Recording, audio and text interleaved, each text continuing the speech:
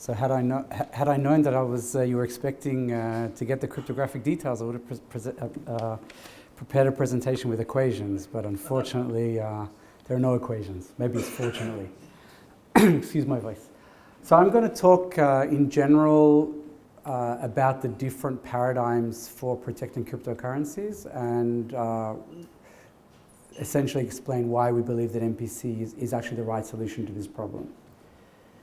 I don't need to give any motivation. I believe everyone here is familiar with the fact that this is not a theoretical threat, but a lot of money is being lost by theft in this world. And as it becomes more popular, it's going to be much more severe. And part of the reason for that is that law enforcement is dependent on two things. One is prevention, and the other is actually deterrent, what happens after the fact.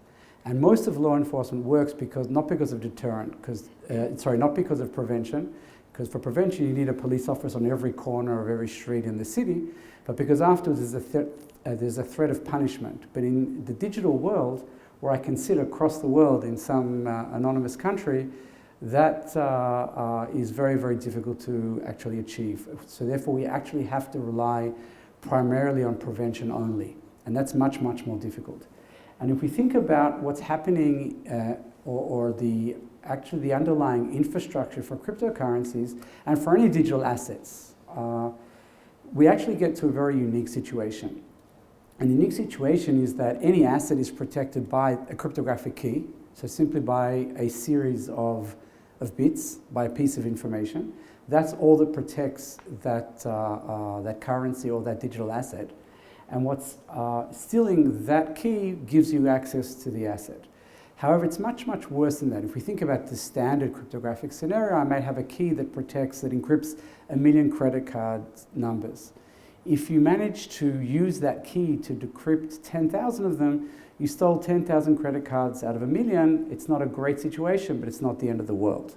If you stole the key, you could steal the entire key and all the 1 million credit cards. That's much, much worse.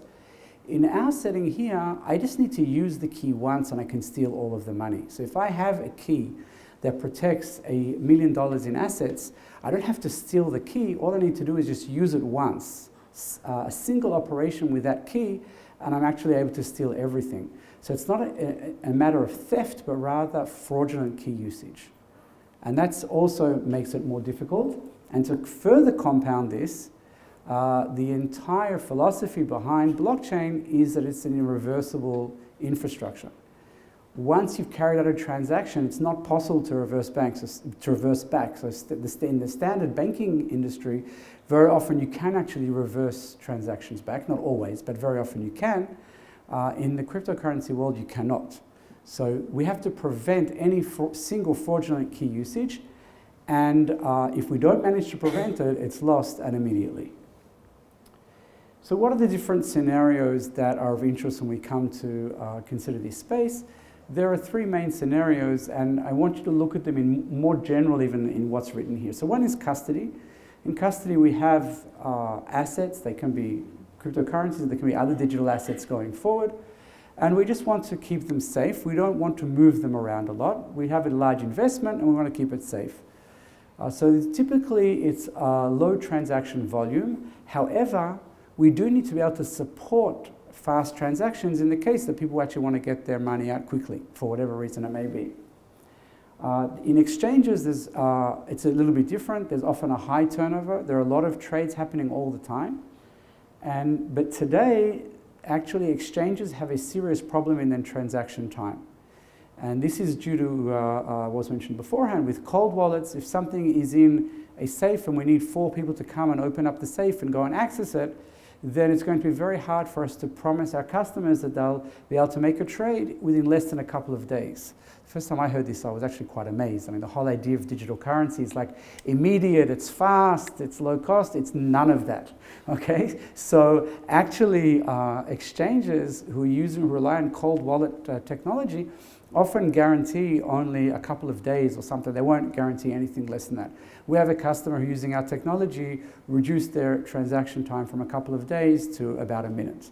And the only reason it's about a minute is because you need a few people who'll get that pop-up to validate it and say yes. And that's the reason why it's there.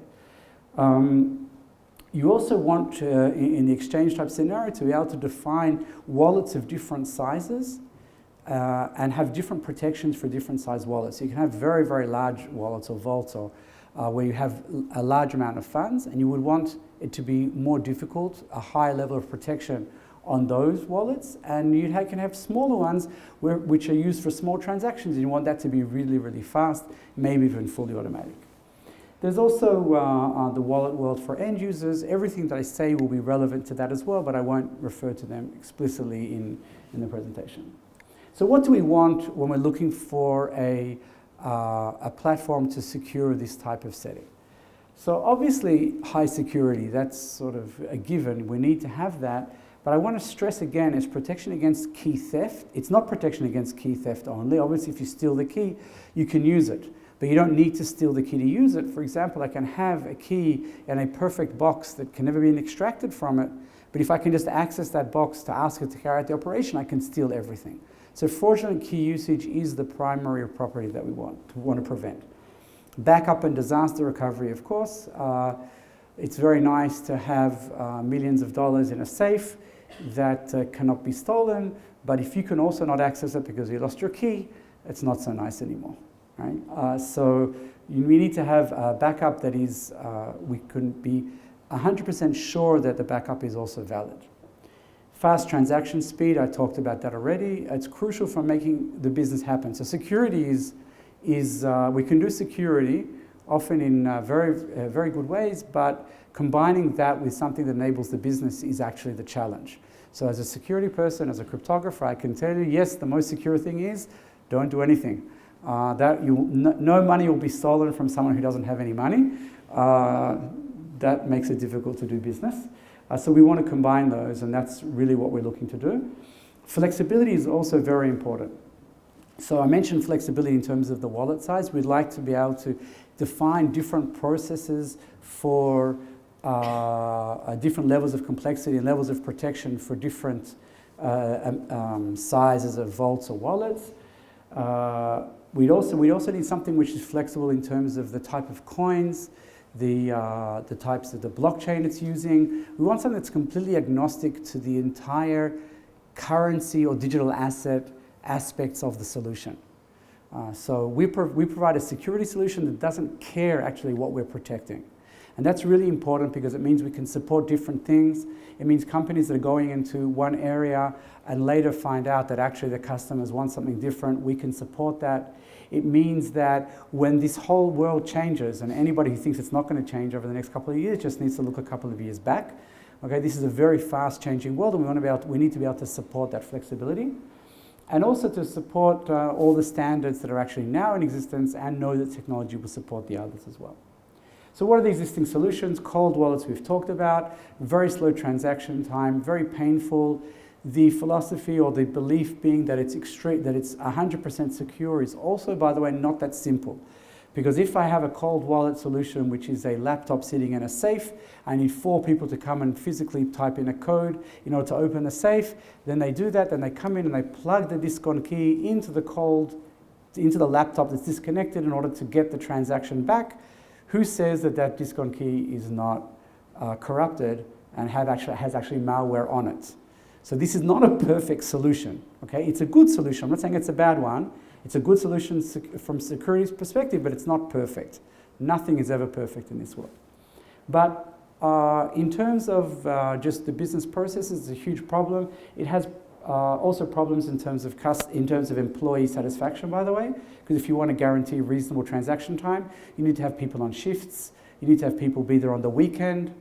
Spending Friday night and Saturday night at the office is always a great way to have personal satisfaction in life. So that's the cold wallet. Standard HSMs, we know what they are. We talked about them earlier. They're not flexible. They don't protect actually against fraudulent key usage at all. HSMs were designed and used always to prevent key theft. So if I have an HSM that's disconnected, well, then that's just the cold scenario we talked about. And if it's connected, then I just need to access the machine that can access the HSM. I do the one transaction, transfer the millions of dollars of funds out, and I'm done. And it typically also doesn't support many of the standards, and it's certainly very inflexible. Multi-sig is a concept where instead of requiring one signature to transfer funds, I can define that 2 out of 3 people need to actually provide a signature. So this sounds already somewhat like the sort of thing that MPC supports. However, multi-sig is not supported by all ledgers, so it's not ledger agnostic. It's also expensive, so there's a cost allocated with a multi-sig solution. It's not that it comes for free. Actually, on the blockchain, there's a cost allocated with it. And even when it is supported, it has a limited definition. So if I wanted to define that we need 3 out of the 5 people in this business unit to approve and 2 out of the 4 in another, that would actually be quite difficult, even in many cases where multi-sig is actually supported. And it doesn't support a number of necessary operations. Let's say we define that 2 or 3 of us are needed to actually carry out the transaction, but then I leave the company. So my key, the key that I held, now actually we don't want to rely on that anymore because I held that key. So we now have to transfer all the funds because in order to invalidate that key. That just makes no sense from a business perspective. You could never actually do that. So not everything is supported even with multi-sig. Just about HSMs, are they really that secure? We've been using them for many, many years. They've been around for 20, 30 years, even more. We have a lot of faith in them. I'm not sure that we really should, actually. It's a very non-transparent technology. We don't know what's running inside there. The HSM vendors will not tell us what they're running in there and how it's running. They will certainly never let us look at their code. Dave LaBianca from Goldman, who's one of our investors, but also a customer of ours, when he, in one of the early meetings, asked us, well, can I look at, I can't see the HSM vendor's code, and so I don't know what they're running. Why are you any different? I said, you know what, under NDA, look at every line of code of ours that you want. We're fully transparent. Run an independent review, that's absolutely fine with us. We believe in transparency. That's what cryptographers believe in, and that's what we believe in as a company. One of the major HSM vendors was actually broken this year, Gemalto HSM, a very popular one. Researchers from Ledger discovered that they could actually upload malicious firmware remotely. So via the network, they could upload malicious firmware and extract all the keys. And not only that, that firmware could be designed to not enable any future firmware update. And so this is like the worst possible breach that you could think of for an HSM. And I'm not saying this to come along and say that HSM vendors are stupid and we know how to write code better than them. No, software is problematic and software has bugs. You're relying on a full stack, but because of that, you need to choose something that's transparent, can be easily updated, can be reviewed, and HSMs just don't fit any of those models. So what is secure multi-party computation? I've been doing this for 20 years. It's been around for 30 years. That makes me very old in the MPC history. It makes me quite old in the real world as well. Research began on this field in the late 80s or mid to late 80s. There are thousands of research papers, so this is not a new fad idea. There's a lot of really deep science here. The research was quite theoretical until recently, but now it has been something which has efficient enough to use in practice and is being applied, and there's a very large research community around that as well. And the idea of MPC is you can actually compute on data without revealing anything about it. So if we wanted to compute the average salary of everyone in this room, but without revealing anybody's individual salary, we can actually do that. If we wanted to vote on Brexit in this room digitally without anybody's individual vote actually being revealed, we could do that. I'm not sure we'd want to, but we could do that. And the security guarantees are actually mathematically proven. So this is not, again, a hand-waving idea about, this is based on real science, and we can prove that even if a subset of us collude to try and attack the others to learn their salaries or to learn what they voted, it's actually impossible to do that. And this is very unique in this space and very, very important. So here's a toy example. We have the dining cryptographers. They want to decide who's going to pay for dinner. They want the person who, or for lunch, they want the person who has the highest salary to pay. and they don't want to tell each other how much they earn. And if you look at the numbers there of how much they have, then you'll realize why, because they're really not earning very much in this picture at least, so they're too embarrassed to tell each other. And they can actually run this protocol where they send messages to each other, and the proven guarantee at the end is that even though we all know that Alice pays for lunch because she has the highest salary, we actually no one can know anything about anyone's individual salary. And threshold signing, which is the core that we use in our digital asset protection in the cryptocurrency world, is a special case of MPC, where the private data that the different parties hold is actually shares of the key. So you can take a secret key and share it. This is using Shamir secret sharing that was mentioned before, but you can share it in a way so that only an authorized quorum actually has enough information about the key. Anything less, they actually know nothing about the key. And when you do an operation, you do it without ever bringing the key together. So an authorized subset of parties will agree to sign on this transaction, which is the way you transfer digital assets or cryptocurrency. But any subset, a subset of a quorum can't actually do anything at all. And the security guarantees here are very attractive. Firstly, there's no single point of breach and failure. There's no single machine you can go to at any point in time. In fact, no subset of machines you can go to at any point of time to actually learn any information.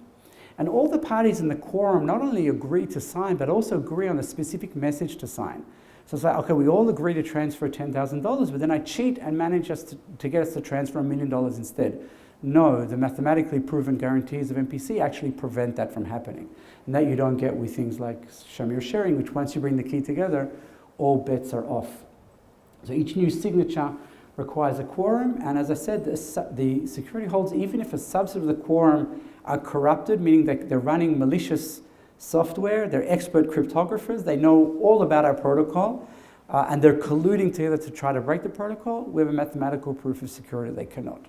It doesn't mean that nothing bad can happen. Firstly, an attacker could corrupt a full quorum, or there can be bugs, I'm not denying that, but we do all of the due diligence with independent reviews of our specifications, of our code, internal code review, external code review, and we have transparency, which is something that is way beyond industry standard. So what are the important features? Fast transaction time, I talked about that. It's software. Software has all the advantages of software, so you can spread the key in whatever topology you want to whatever complexity of quorum you need, and you can have human participants authorize the operations asynchronously. They don't have to be online at the same time, which is important as well. Maybe I'm in a train, maybe I'm sleeping at the other side of the world, my phone is in flight mode, but as soon as I wake up and get that message, I can authorize it, and as soon as the quorum authorizes, the transaction goes through. And that authorization is not like I send a password and say, okay. All of these parties hold actual cryptographic material. So you can't go to the servers and bypass that authorization. The servers themselves actually don't even hold the cryptographic key. Secure backup with a zero-knowledge proof of validity. This means that the way you actually work with our system is you generate a key or a new vault. You then back up that key in a way that you actually have a publicly verifiable proof that the encrypted material is actually the correct material. And once you validate that and store it, only then do you transfer funds in. So this removes any danger of someone putting in a corrupt backup and then you'll lose your funds. Party administration, you can add and remove parties at will, so it's fully flexible in terms of the business needs, and you don't have to have employees in the office at 3 a.m. on Friday night just in case something bad happens, you need to transfer funds out. You can generate flexible quorum structures. You can define 2 out of 3 and 1 out of 2 or whatever you want. And that enables you to define different complexities of quorums for the different sizes of transactions. In general, you can define risk-based policies. So you can say for any specific asset type, the transaction day and time, the transaction size. You can have whitelist. You can define based on these things what quorum is needed and what is allowed or not allowed. Maybe on the weekend or in the middle of the night, you will only allow a smaller size transaction, or you'll need a larger quorum in order to authorize it. That is something which is fully flexible and you can define. And again, that comes back to the flexibility. So in summary, threshold signing and multi-party computation enables us to provide a really comprehensive platform answering all the real business needs while maintaining security. So there's no single point of compromise. The key material is never in the clear. We protect against fraudulent key usage, which is actually the primary problem. And that is achieved by having these quorums that actually hold cryptographic material, so it's cryptographically enforced. It's suitable for the entire spectrum of things that you want to do, whether it's from something small like an end-user wallet to an exchange to custody, but also to any digital asset because it's agnostic of the platform. I don't care if you're doing Bitcoin or Ethereum, or actually if you're protecting a new digital asset which is based on tokenizing real estate or whatever it may be. It supports any device and platform, and I've said everything else. So thank you very much, and if you have any questions, I'll be able to take them.